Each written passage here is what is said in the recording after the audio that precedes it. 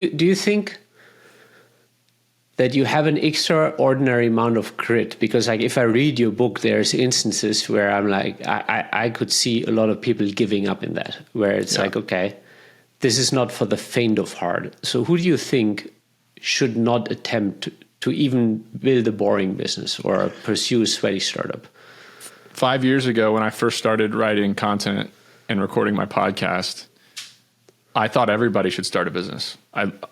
I was screaming it from the rooftops that if you don't buy a business, you're making it, or you don't build a business and start a company, there's no way to get wealthy. And I think there is some truth to that it's very hard to build extreme levels of wealth unless you're an entrepreneur. Like you can't, unless you're employee number 500 at NVIDIA or employee number 4 at Facebook, or, you get lucky with one of these big tech startups. It is almost impossible to build massive wealth as a W-2 employee. But 95% of people now today, I've changed my mind. And I think 95% of people are better off going to get a job, frankly, because it is so stressful. Every problem comes to you. You're constantly selling yourself and your ideas. You're dealing with people problems. And when the phone rings as a business owner, it's very, very rarely good news. It's like, we found some extra money for you. It's usually the opposite. Yeah. Your guy just hit your guy in the truck just ripped the top off of it by hitting an underpass. more like those calls. Yeah. So it sounds like over the last 5 years, you've basically probably interviewed also thousands of people for your companies, and you've had so many interactions that you realize not everybody is built like you. Yeah. I think that's the number one mistake of early entrepreneurs is they think that employees coming in are like them and they thrive in unstructured environments. They want, to be their own boss. They want to solve dynamic problems. They can think on their feet. And you learn really quick running an organization with more than a couple of people that most people don't want that. Most people actually do want structure. Most people actually do want to be told what to do and how to win. So it's pretty hard on early entrepreneurs to kind of grasp that. So how could you help somebody self-identify themselves that they may be capable of building a sweaty startup? Kind of like, okay, you don't necessarily need structure. What are some of the other points that they could use to self-identify them and say, I don't need somebody to tell me or allow me, I can go out there and build my own wealth?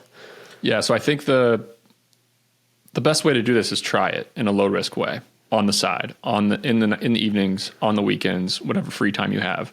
The most visited page of my website is my 200 plus business ideas. And you've probably seen this where I have all these sweaty startups listed where you can bootstrap them and basically just go down the list and find something if you don't have any money, if you don't have any network, if you don't have any special skills, clean something, move something, or repair something and try it out and see how it works. See how much money per hour you can command.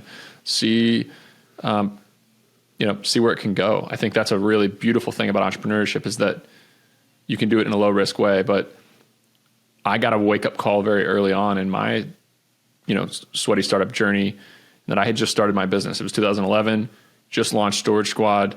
And I sit down to breakfast with a mentor of mine named Dan Cohen in Ithaca. And he's the head of entrepreneurship at Cornell. I sit down and the very first question he asks me is, Nick, do you like sales? Would you consider yourself a salesman? And I kind of could tell by the look on his face that I should say yes, that he wanted me to say yes.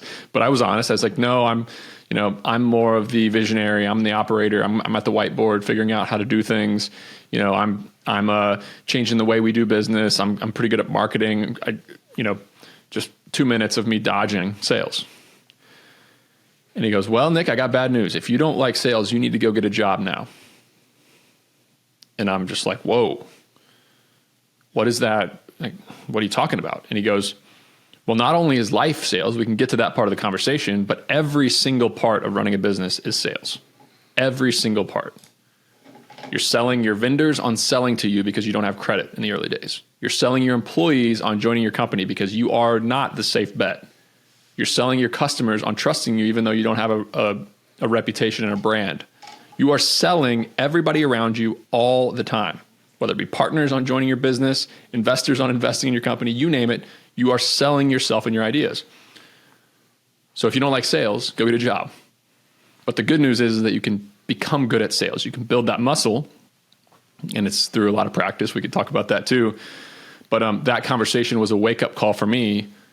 And I was an extrovert, so I had a little bit of an easier time adopting sales, but it was still very hard, very uncomfortable. And I had to put in the reps to become, I'm a really good salesperson today.